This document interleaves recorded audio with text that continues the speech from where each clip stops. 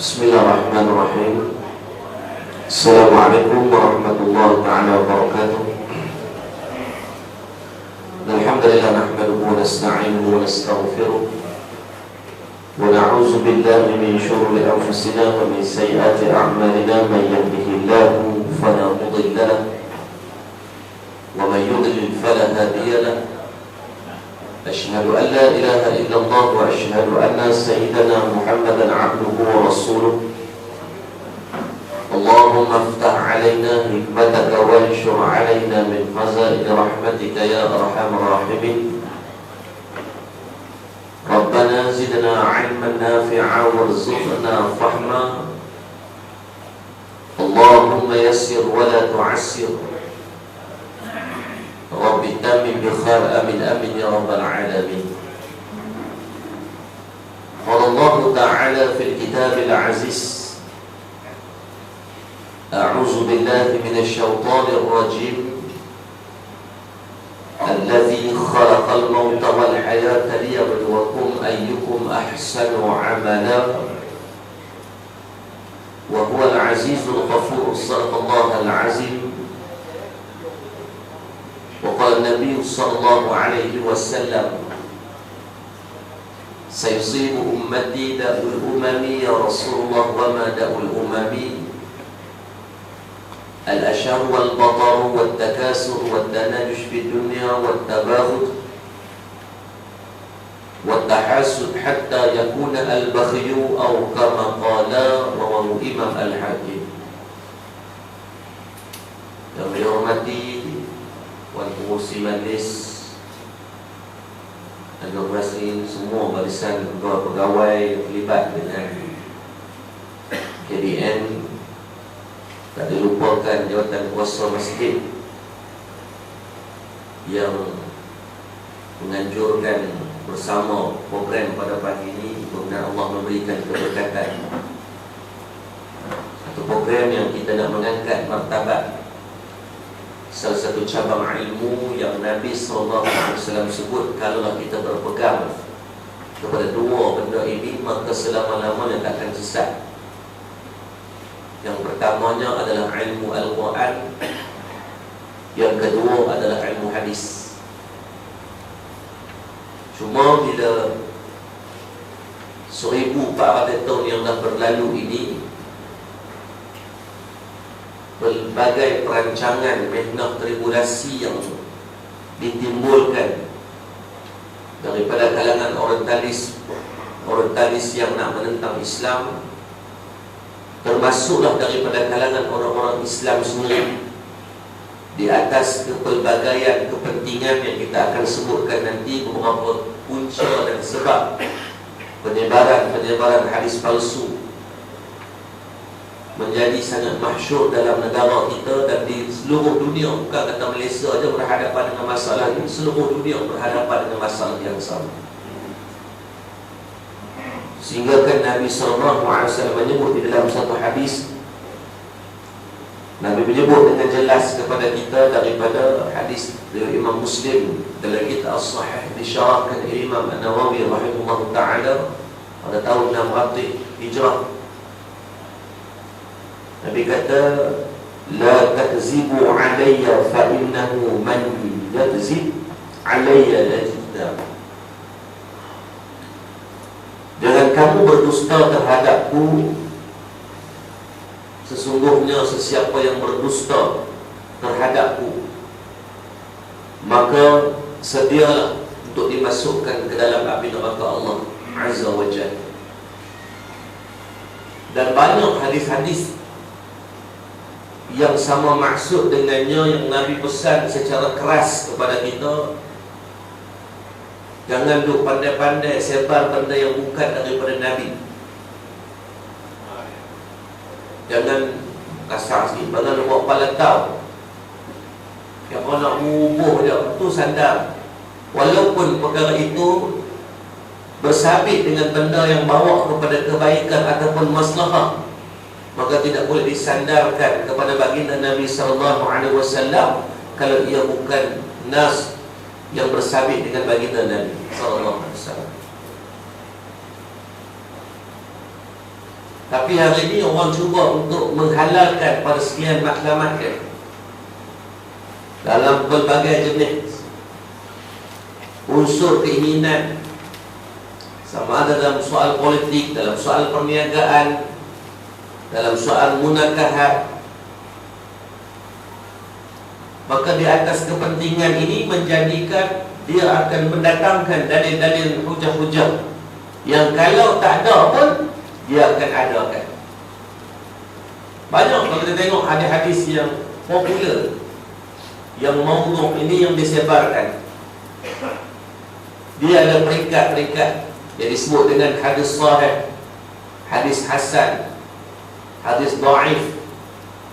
Hadis dhaif ni bila nak disebarkan, untuk diambilkan, para ulama menyebut hadis dhaif ini untuk kita guna sebagai amalan kita, silakan, tapi jangan digunakan untuk hujah.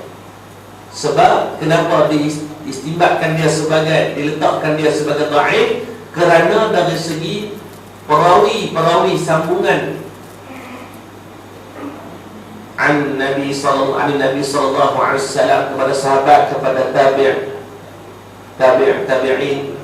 pergi kepada salaf, sampai riwayat itu kadang-kadang mungkin datang daripada riwayat yang lemah. Dia tak jatuh kepada maudhu' lagi, tapi jangan digunakan untuk berhujah kerana dhaif. Sebagai amalan silakan, tidak menjadi masalah. Tetapi yang jelas haram untuk disebarkan adalah yang maudhu'. Dia main macam musim ni, dia main dekat-dekat dengan bulan, nanti dia main dekat dengan bulan Rajab, Sya'ban, dia mainlah hadis, barang siapa yang beramalan sekian-sekian akan dapat sekian-sekian amalan. Lepas tu dia wajak lah, kadang-kadang dia berubah tu, dia kata siapa tak sebar kepada 8 orang nanti kena bala. Kita pun mampu ayun sebar lah beratus. Orang takut sakit kena bala. Barang siapa yang buat amalan tertentu, maka Allah akan bagi dia amalan-amalan sekian-sekian. Kita tengok tak ada satu sumber pun yang mendatangkan, melainkan hanya dia nak mengajak orang buat baik, tetapi dengan cara yang salah. Antara hadis-hadis yang popular yang biasa kita dengar berkaitan tidak boleh mencampurkan di antara makanan laut dan makanan darat. Nak dengar ada hadis-hadis tu kan, orang pesan kan, jangan Nabi larang daripada makan campur sekali, takut ayam dengan ikan tu gaduh dalam perut. Amboi kau gaduh betul.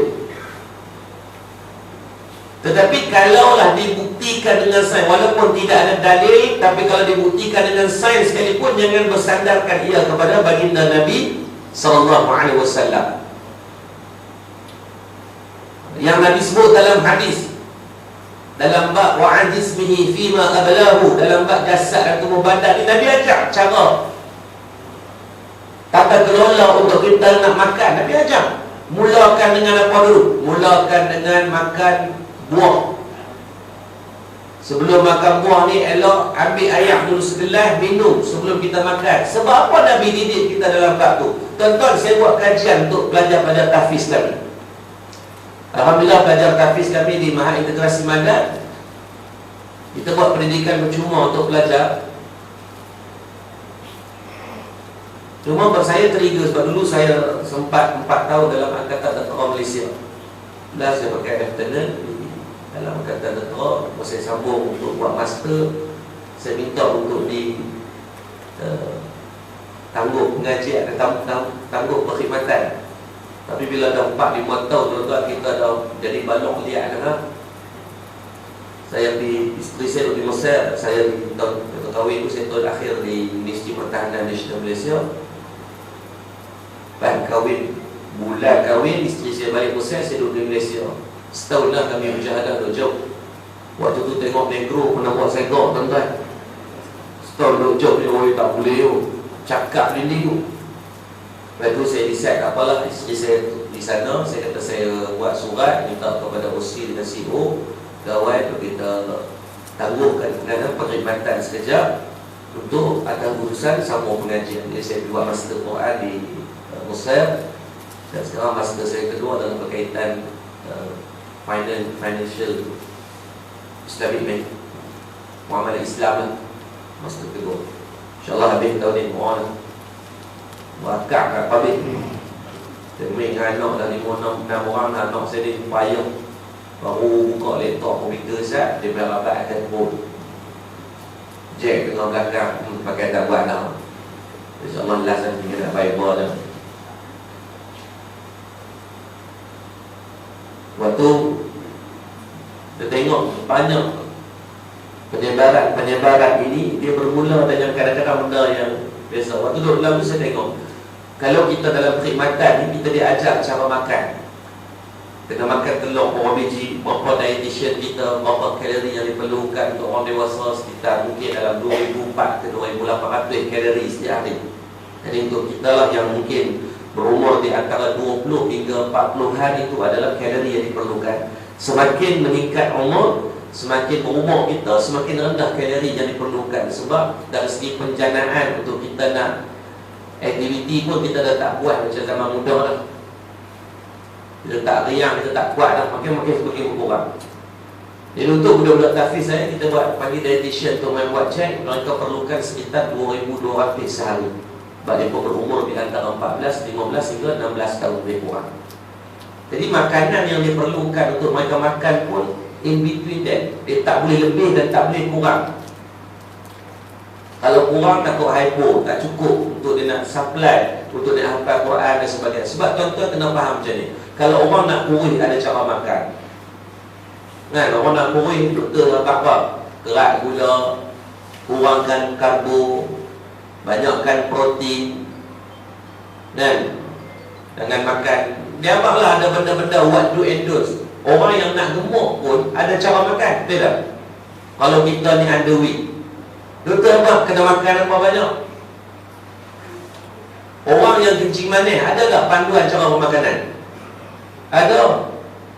Kena kurangkan sekian-sekian. Doktor abang kena makan lebih dari pukul 6. Yang kecil orang ada cara makan tak? Ni dah dah. So dalam kehidupan kita ni, Allah dan Rasul mendidik kita dengan panduan. Maka bila kita ikut panduan ni, comel lah. Dan Nabi ajak. Memang hadis tu bagus. Nak abang kata jangan campur makanan laut dengan makanan darat. Nak abang apa, janganlah makan sangat-sangat semua atas darat dan laut, lan tanah semua nak tokok belah sakar ke apa.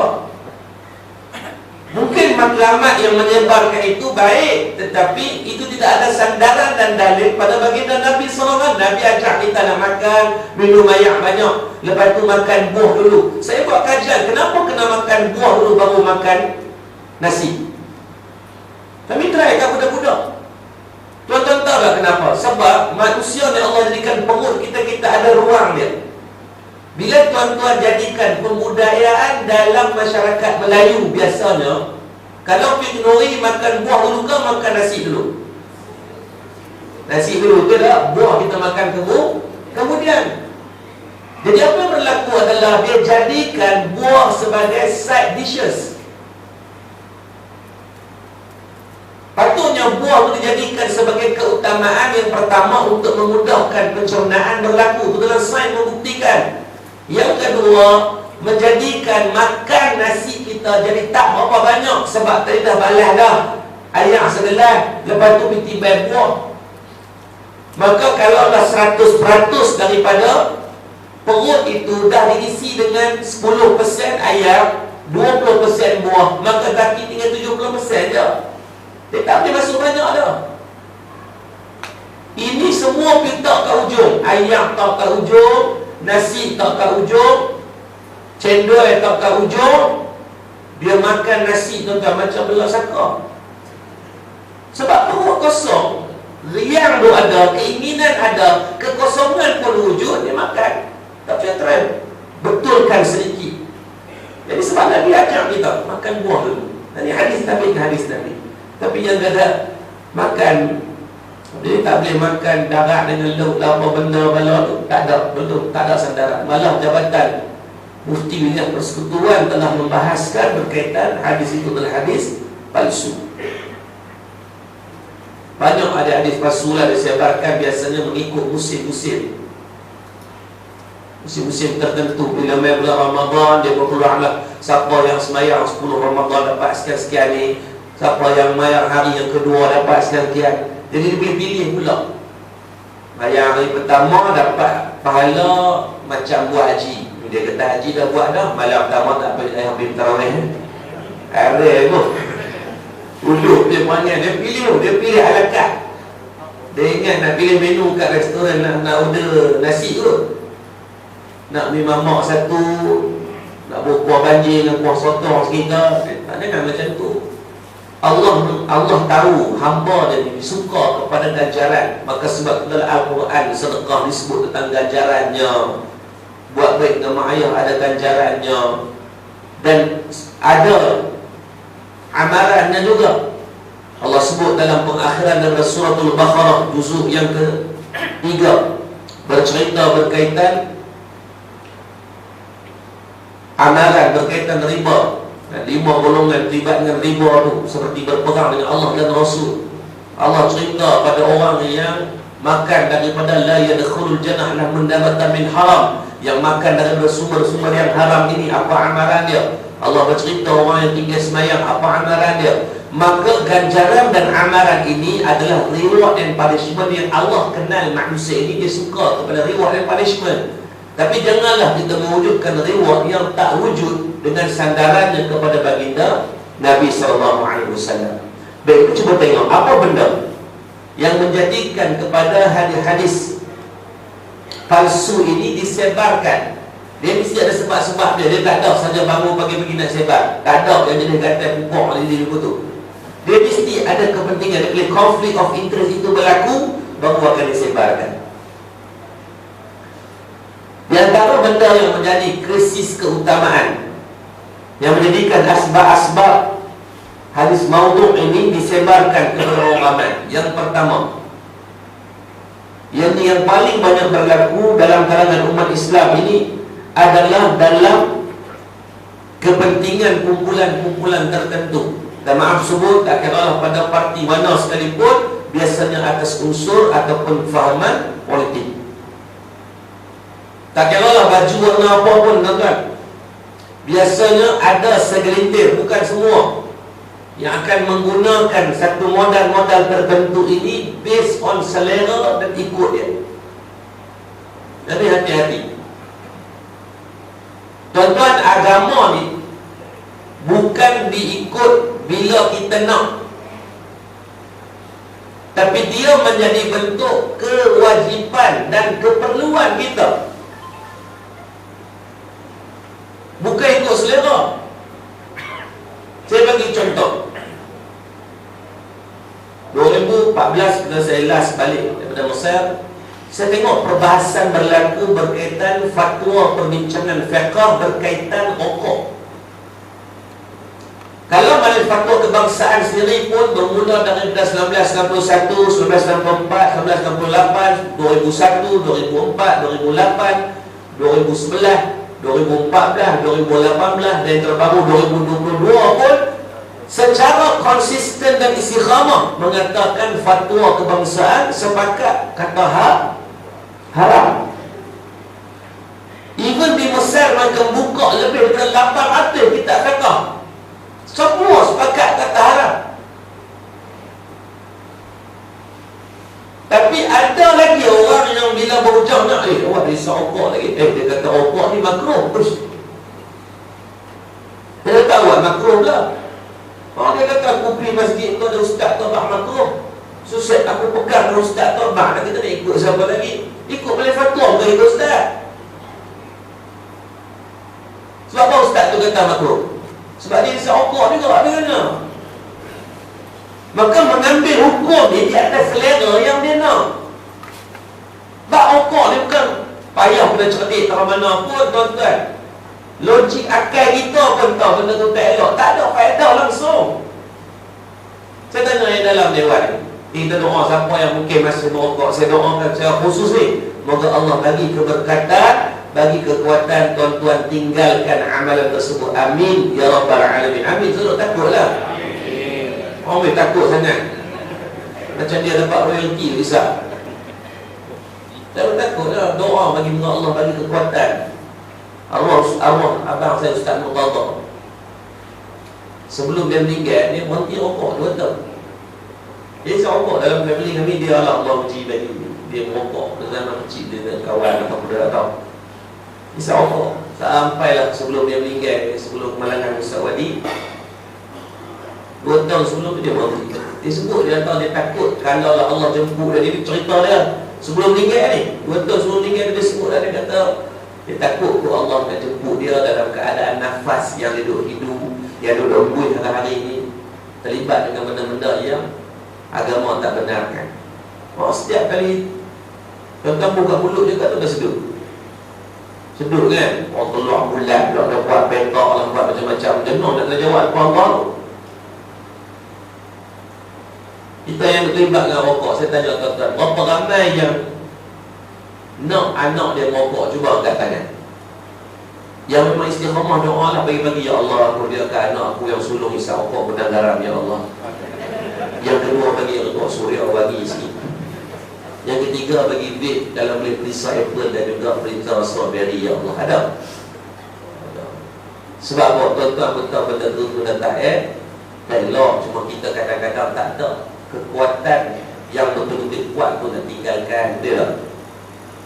Mana ada nak hantar anak pergi sekolah pagi tadi dia siap balok. Ni abang dah siap balok rokok tu dekat depan tu. Saya kira rehat isap yang depan. Alik sekolah ambil yang belakang tu abang dah sedia. Tu dah panjang sikit lah. Kalau cikgu anak bagi dah satu, abang dah buat spare satu kat dia lah. Kalau ada pemangku ayun. Mana ada. Dan terus terang lah, kalau tuan-tuan merokok pun, tuan-tuan tak mau anak merokok. Kita isap rokok ni anak, tengok kita katakan ni, yang betul tak benda ni haram ni, betul tak? Push, anak pening kan? Ada haram, dia abang haram kat tangan dia tu ada. Sehari sepotong. Dia siap pesan kat anak dia, kalau abang nampak apa merokok, aku lampu nampak sampai lembek. Anak sandar rapat ke kursi kereta tu, dia kata pada hati, patut kami lampu bapak dulu dia kata. Kalau Allah minta pada semua dalam ni, Allah bagi kekuatan. Nabi sebut dalam bab jangan bagi diri dengan mudarat. Allah sebut dalam Quran jangan mencampakkan diri kamu dalam kebinasaan. Itu celah ayat Quran dan banyak dalam hadis-hadis Nabi. Montilah. Jadi kita jangan mengambil fatwa, mengambil hukum, mengambil satu bentuk uruf yang diletakkan oleh para ulama dan dalam melalui hadis Nabi SAW mengikut selera, sebab disebut di antara krisis utama yang menjadikan penyebaran hadis maudhu' ini berluasa disebabkan ada kelompok-kelompok tertentu yang akan buat keluar dalil ni mengikut daripada selera yang dia nak. Dia nak main forex. Forex dah habis bila fatwa kata haram, dia duduk cari situ gagah. Oh, dia kata bank boleh. Kita abang dah bank ni, kalau bank tak terlibat dengan pembelian mata wang, maka tidak boleh mengikat nilai mata wang. Maka diberikan pengecualian hanya pada bank. Adapun pada individu tidak boleh, sebab forex ataupun mata wang ini bukan alat jual beli, di instrumen transit kewangan sahaja.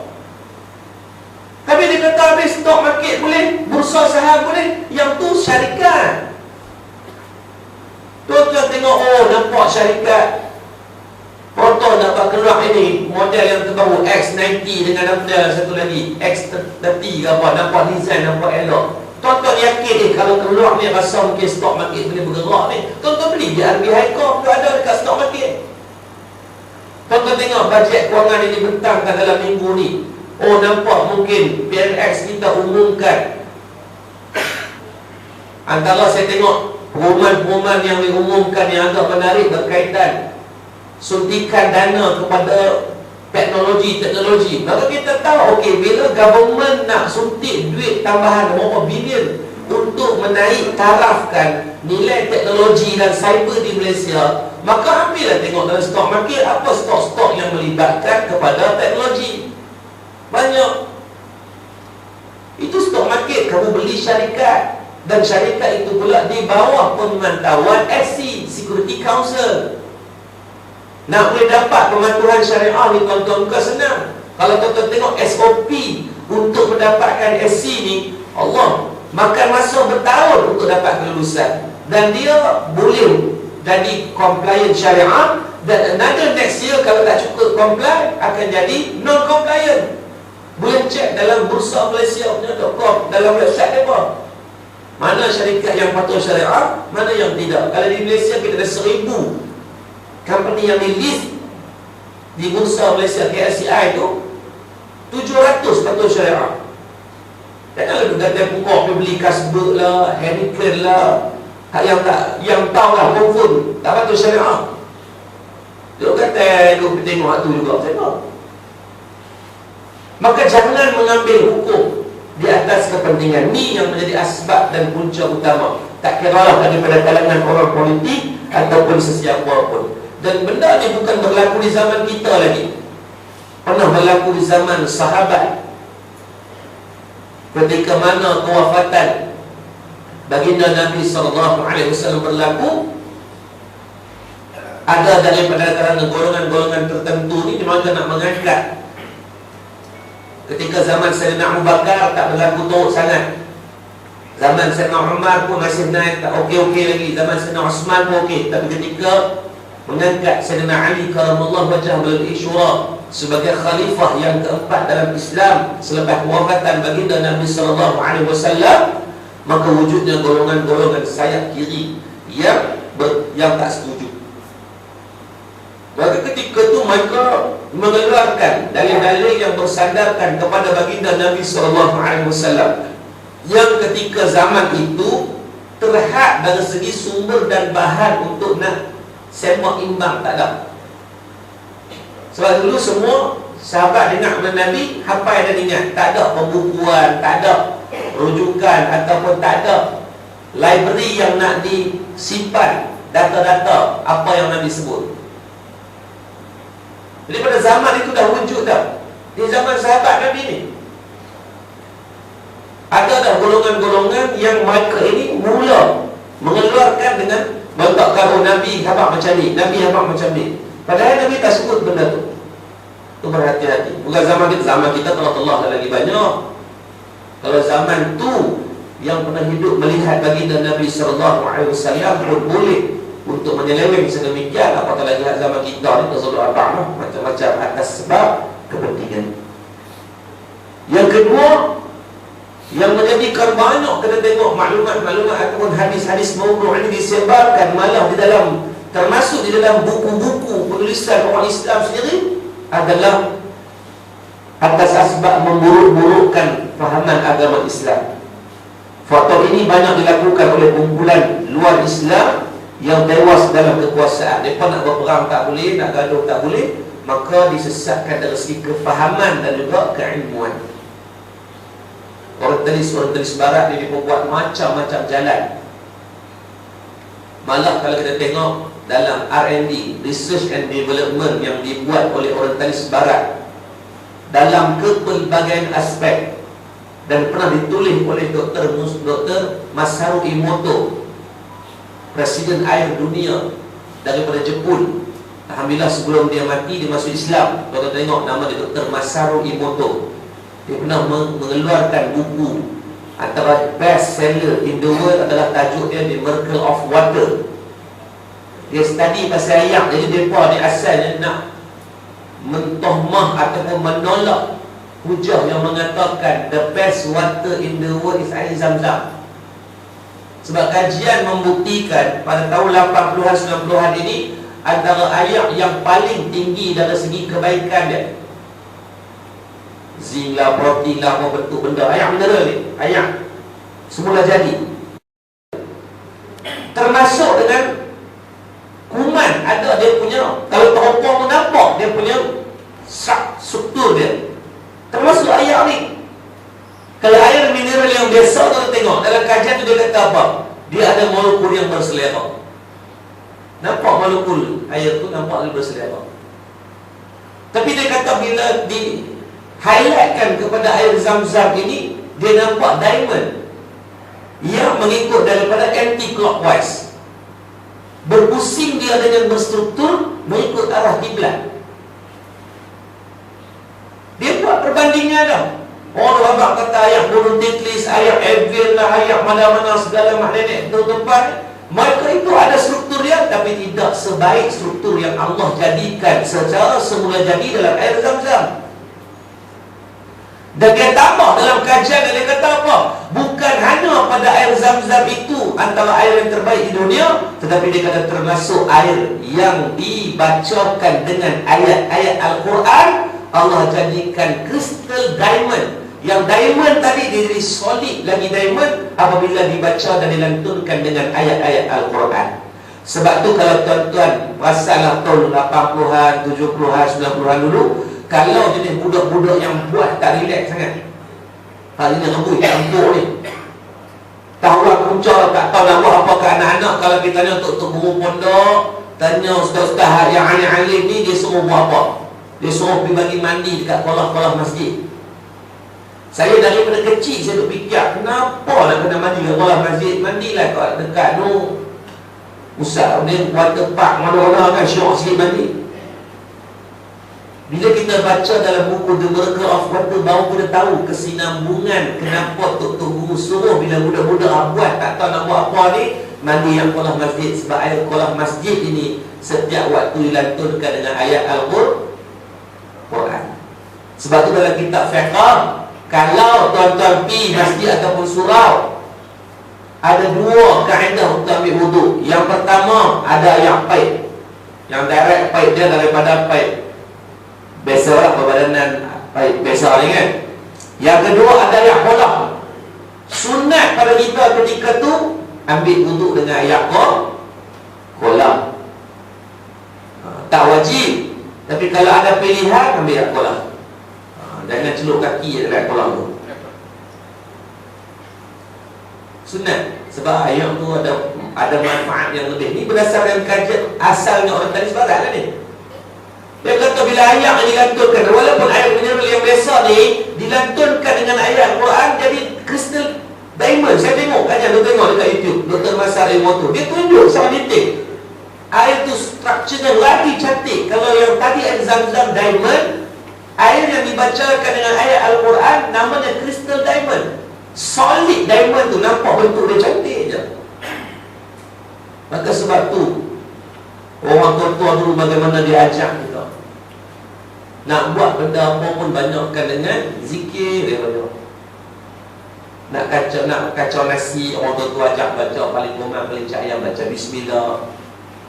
Orang tua ajak dia baca ya Latif, ya Allah yang maha pelembut, lembutkan hati isteri aku, suami aku, anak-anak aku. Ini dah kita duk buat, duk macam ni kacau, duk basuh berat. Nyanyi lagu Hindustan Muhammad Batin tu yang anak kata ya Allah cerita Muhammad Batin ni sedih.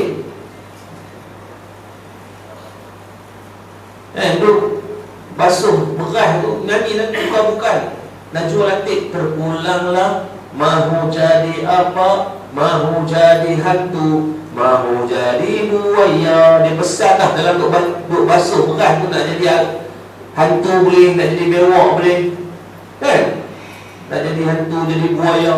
Bila anak main panggil pelik, dia kata main pada mana lah, kita dah doa. Orang dulu-dulu ni walaupun seringkas benda itu dijadikan sebagai madrasah tarbiyah. Sebab tu golongan Orientalis Barat ini memang mereka ada unit R&D khas. Ini disebut oleh Dr. Masari Mutu dan banyak daripada Orientalis yang ketika mana lagi dalam mereka mengkaji tentang Islam, semakin menampakkan kebesaran Allah, dan mereka masuk Islam. Masuk ada satu hamba Allah namanya Luqman Hakim yang saya jumpa di Putrajaya. Dia Chinese Muslim. Dia main jumpa tu ketika kuliah tu, dia main peluk.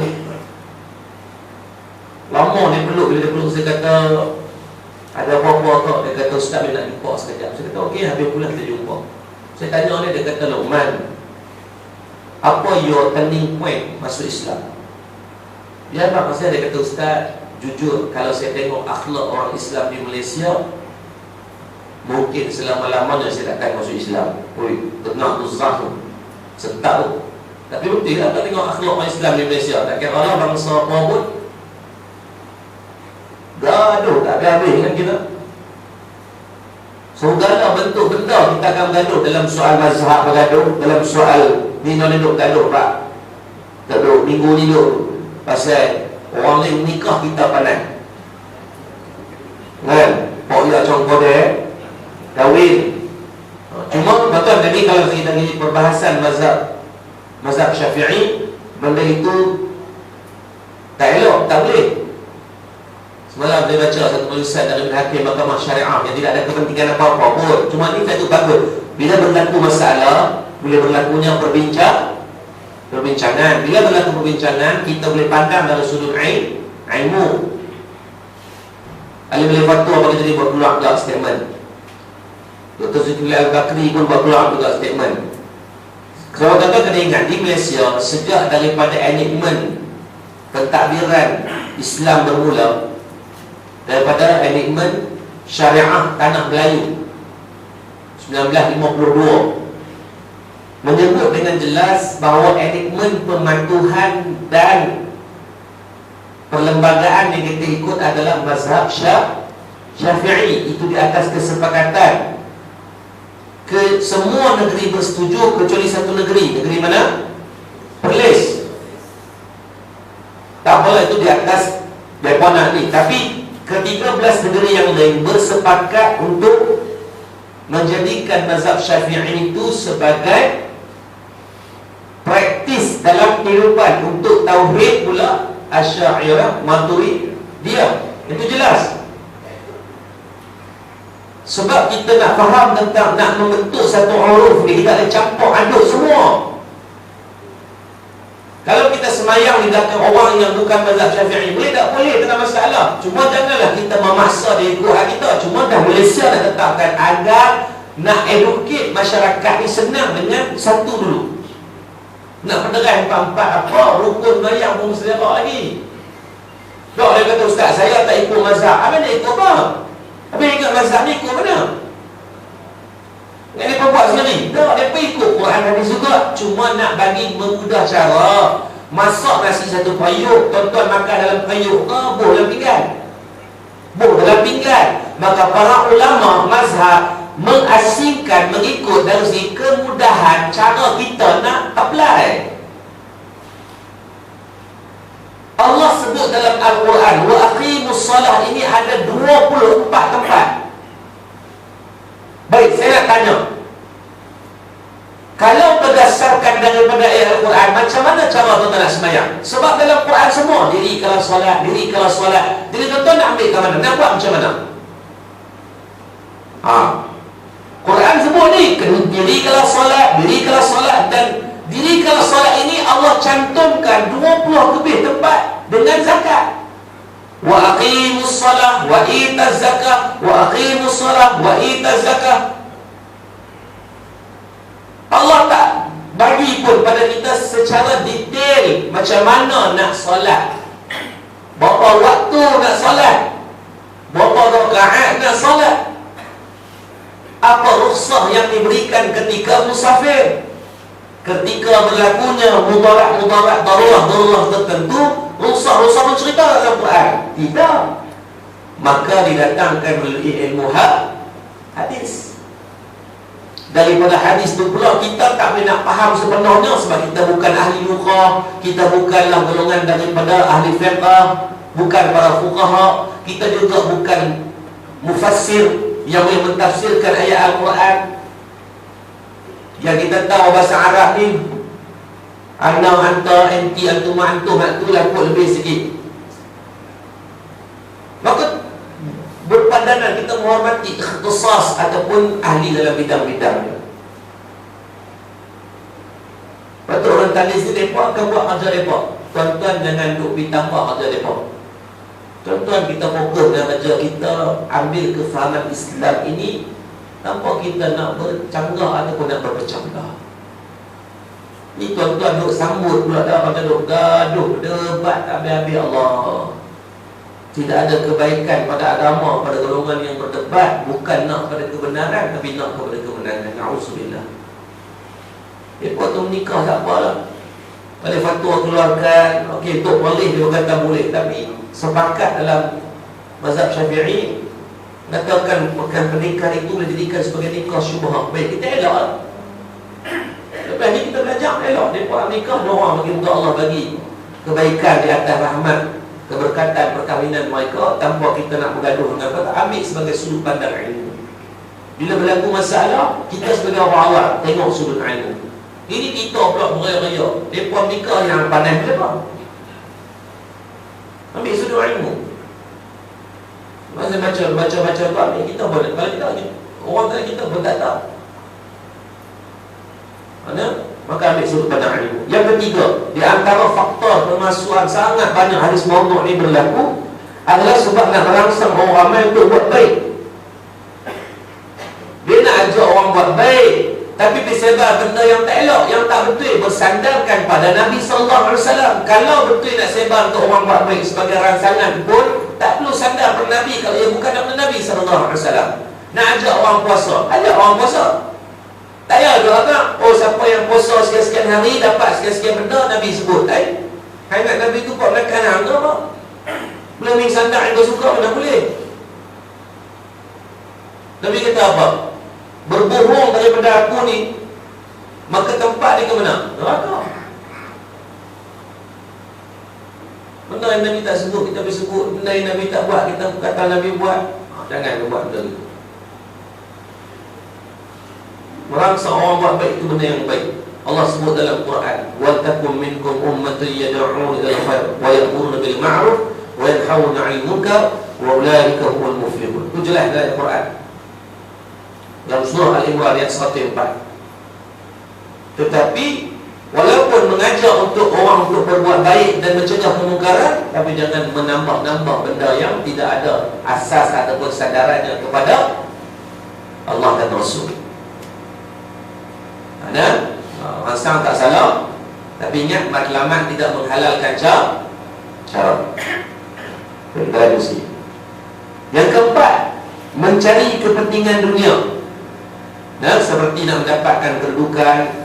Tak kisahlah dalam politik ke dalam apa, pada saya kita just go be fair with any party dalam bab ni. Tolong berhati-hati, jangan kita mengambil mengikut daripada kepentingan dan selera. Ataupun dia jadi advisor syarikat-syarikat tertentu. Saya pernah beberapa syarikat lah terjadi sebagai advisor syarikat. Kadang-kadang dia orang minta, dia kata Ustaz tolong cari Ustaz dalil-dalil untuk kita nak buat jual produk ni. Dia nak jual produk kurus, so duduk kira kita cari dalil tak kurus je. Padahal dia orang gemuk haram tu.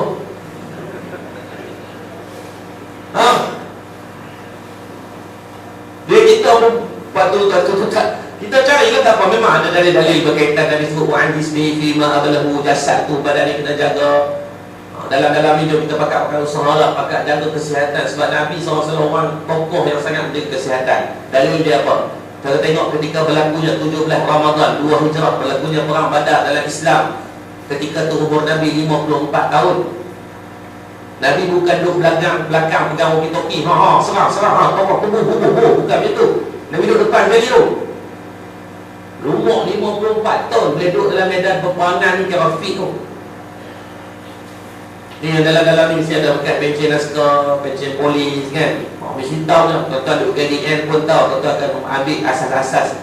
Habis ni pertahanan diri, menembak, mesti kena ambil punya lah. Yang jadi paling komang, paling cak ayam pun kena ambil physical training. Kena ada terus benda-benda yang asas tu tuan tahu, penat tak penat.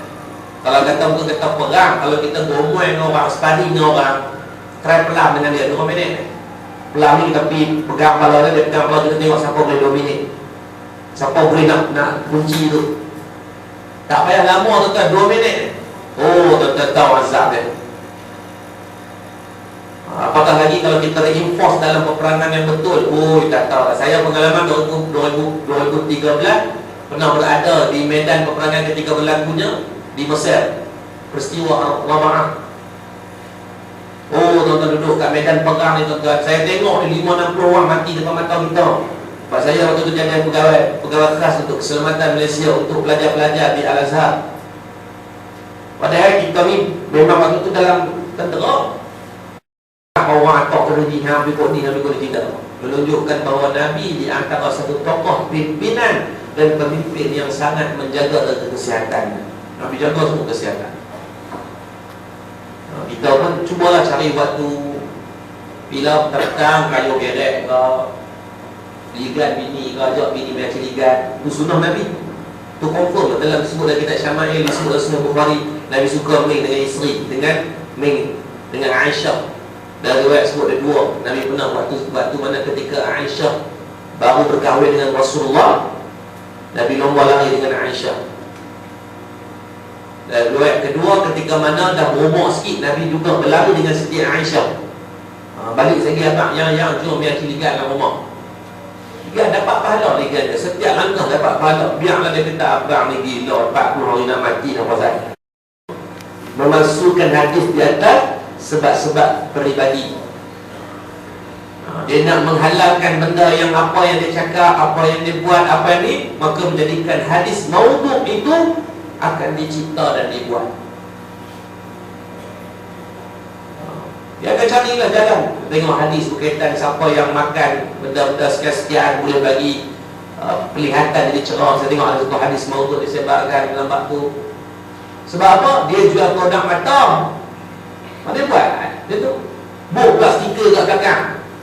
Oh, orang beli ni bukan sebab beli nak ubat tu sangat, sebab ada hadis tu.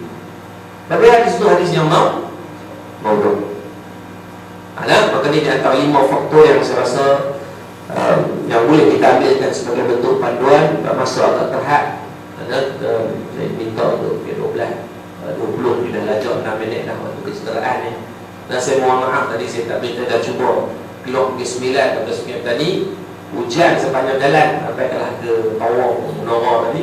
Jadi lambat kat 20 minit juga tadi. Saya minta maaf untuk Allah memberikan kebaikan untuk pertemuan. Saya sediakan tahniah kepada jawatan kuasa masjid dan juga pihak KDN di atas program yang dapat diarahkan bersama, dibuatkan. Jadilah buat program macam ni lebih kerap sikit dan untuk Allah bagi manfaat. Sebab fungsi masjid ni tuan-tuan dia jauh lebih besar. Kebakaran saya bukan dalam bidang hadis, kebakaran saya dalam bab mengimarahkan masjid. Kalau tuan-tuan tengok tadi Pondok Barat, Masjid Badat kan, waktu masjid kami lah. Dalam masjid ada hotel. Saya selalu pernah hotel. Kalau ni kalau ada kawasan-kawasan ni, buat ada hotel. Dalam kawasan masjid ada rumah kucing. Ada 2 hotel rumah kucing. Ada doktor kucing kat masjid.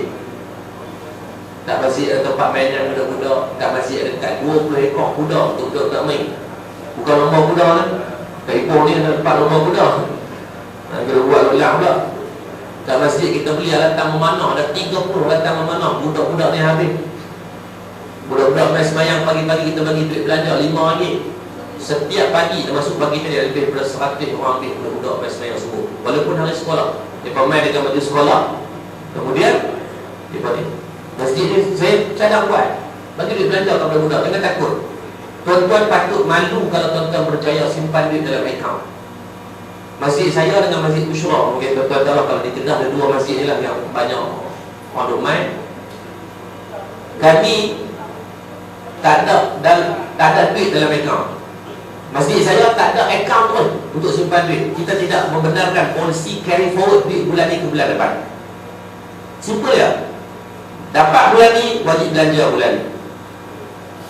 Sabtu baru ni 36 biji bas main dalam satu hari.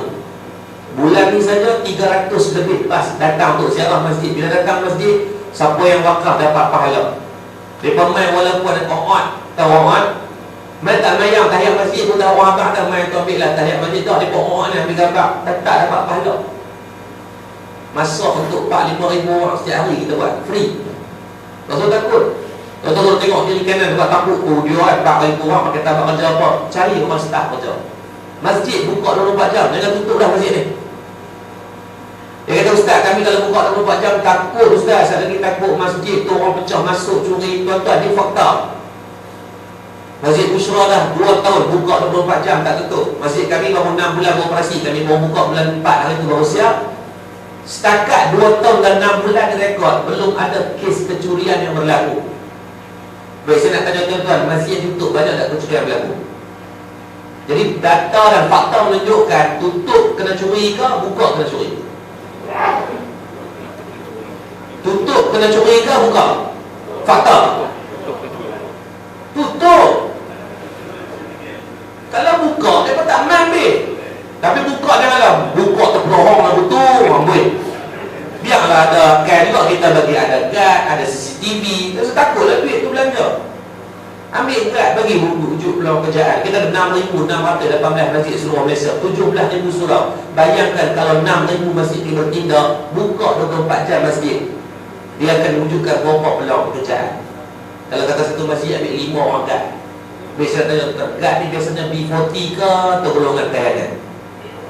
Jaranglah guard manat atau Formula 1, manat Ferrari lah. Ada biasanya orang susah satu karya selesaikan 5 masalah keluarga yang diberikan peluang pekerjaan dengan gaji minimum bagi 1,500 kat dia, cara masuk masjid takkan miskin.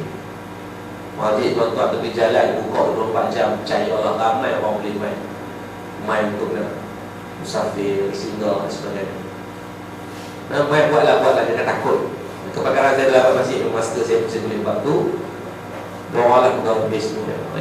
Ahad ni saya akan pergi ke Indonesia untuk kita nak tengok masjid di sana. Dia ada satu masjid yang diisytiharkan masjid terbaik di dunia. Di antaranya Masjid Istiqlal di Jakarta. Dan yang kedua, sebab dia punya pengurusi dia adalah Profesor Syed Nasaruddin. Dia menulis berkaitan kajian fungsi masjid ni, ada lebih dari 25 fungsi masjid. Kita di Malaysia ni biasa ada 4-5 fungsi ya. Tempat untuk main semayang, tempat untuk belajar, pengajian, tempat untuk main kahwin, tempat itu tempat orang tua tutup orang hantar, ada tempat untuk mati. Mati orang usung di semayang kalau masjid lah kan. Dan fungsi itu jauh lebih besar, ada lebih dari 25 fungsi. Kemudian Masjid Istiqlal. Yang kedua, masjid yang saya akan singgah di Bandung, Masjid Al-Jabbar. Tapi masjid tu kos tinggi, dia buat sampai 400 juta. Tak tahu apa, saya tak tahu, saya akan tengok lah. Doalah Allah bagi kebaikan, kita sama-sama objektif yang sama nak kebaikan. Hadis Nabi banyak disebut berkaitan hadis untuk kebaikan di masjid, dimarahkan masjid, disediakan tanda perjuangan kuasa masjid. Jadi maklum pihak KDN, masjid minta untuk buat program, dan KDN pun nampak tak relax dan buat program sebegini teruskanlah. Untuk merakyatkan program sebegini, untuk memberikan cabaran ilmu insyaAllah. Yang baik daripada Allah, yang maha ta'ifah ilmu saya ngajak tuan-tuan kalau ada rezeki turun di Kedah, singgahlah insyaAllah bila-bila masa. Allah bagi kebaikan dan permohonan kita. Assalamualaikum warahmatullahi ta'ala wabarakatuh. A'udzubillahi minasyaitonir rajim. Bismillahirrahmanirrahim. Alhamdulillahirabbil alamin, hamdan yuwafi ni'amahu wa mazidah. Allah Ta'ala kami ampunkan dosa-dosa kami, guru ayah kami, guru kami, pemimpin kami, sama ada dan kami sedara ya Allah. Latif lembutkan hati kami yang tidak keras dosa dan maksiat telah kami lakukan ya Allah. Tangani kami telah pada pagi ini, tangani banyak buat dosa ya Allah, yang banyak melakukan kemaksiatan kepadamu ya Allah. Ya Allah, kalau kami yang masih ada mak dan ayah, izinkanlah kami dapat berbuat baik dan berbakti kepada mereka. Kau elokkan akhlak kami di hadapan ibu dan ayah kami ya Allah. Kau jadikan akhlak kami sebagai akhlak anak-anak yang baik ya Allah, yang menyenangkan hati mereka ya Allah. Janganlah kau membalikkan anak-anak yang neraka kepada kami asbab daripada perbuatan kami yang sebelum ini ya Allah. Ya Allah, kalau mak dan ayah kami telah meninggal dunia, permudahkan urusan mereka di sana. Lapangkan kubur mereka, jadilah kubur mereka sebagai taman-taman syurga-Mu ya Allah. Ya Allah, rahmatilah program kami pada hari ini ya Allah. Berkatilah kerjasama yang sedang dijalinkan ya Allah, tanpa diletakkan perbezaan pada apa jua perbezaan yang wujud ya Allah. Ya Allah, Kau satukanlah kami ya Allah di atas dasar kalimah la ilaha illallah Muhammadur Rasulullah. Berikan kami di antara orang yang berpegang teguh dengan ajaran baginda Nabi sallallahu alaihi wasallam, dan tidak menyebarkan kepalsuan ataupun perkara yang tidak baik daripada agama ya Allah. Ya Allah, pada kami yang sakit Kau sembuhkanlah penyakit-penyakit kami. Pada kami yang jahil, kurniakan kefahaman ilmu kepada kami. Pada kami yang masih makan harta haram, riba, rasa syubhat, maka ampunkan semua dosa-dosa bagi kami. Rabbana atina fid dunya hasanah wa fil akhirati hasanah wa qina adzabannar. Wa sallallahu ala sayyidina Muhammad wa ala alihi wa sahbihi wa baraka wa sallam. Subhana rabbika rabbil izzati amma yasifun. Wassalamu ala mursalin walhamdulillahi rabbil alamin. Taqabbalallahu minkum minna wa minkum. Taqabbal ya karim.